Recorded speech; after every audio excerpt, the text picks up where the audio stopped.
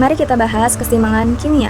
Keseimbangan artinya sama. Untuk keseimbangan kimia, apanya sih yang sama? Masanya, atau volumenya, atau laju reaksinya?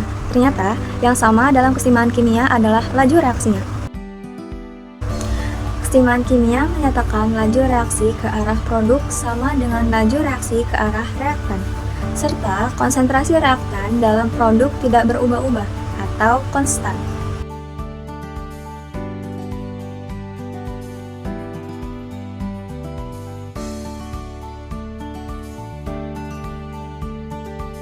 Ciri-ciri keseimbangan kimia yang pertama, di wadah yang tertutup.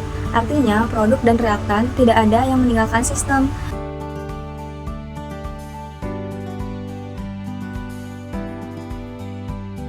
Yang kedua, reaksi bolak-balik.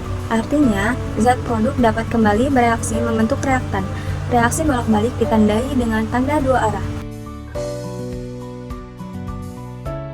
Contohnya, air berwujud cair menjadi air berwujud gas, bisa menjadi wujud cair kembali.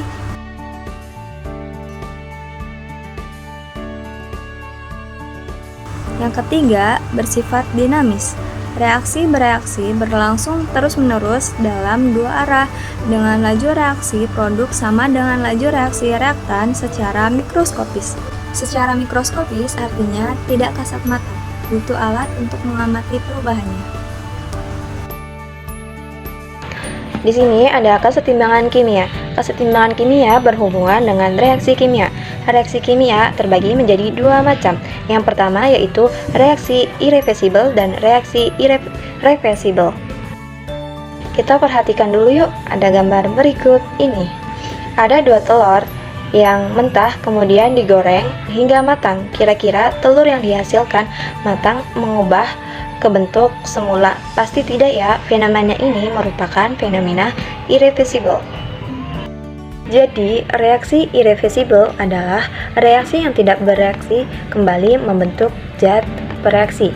Reaksi irreversibel ditandai dengan panah satu arah.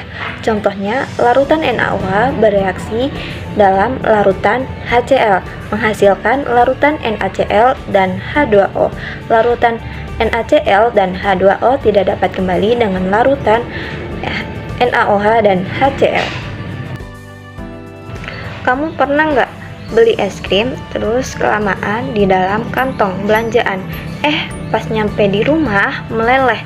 So, es krim disimpan dulu di freezer. Nah, fenomena ini merupakan contoh reaksi reversibel. Jadi, reaksi reversibel adalah reaksi yang hasil reaksinya dapat kembali membentuk zat bereaksi. Reaksi reversibel disebut juga reaksi bolak-balik, ditandai dengan panah dua arah. Contohnya, gas nitrogen bereaksi gas hidrogen menghasilkan anomia. Nah, teman-teman, sekarang kita bahas jenis-jenis kesetimbangan kimia. Kesetimbangan kimia itu ada dua jenis, yaitu yang pertama kesetimbangan homogen dan yang kedua kesetimbangan heterogen.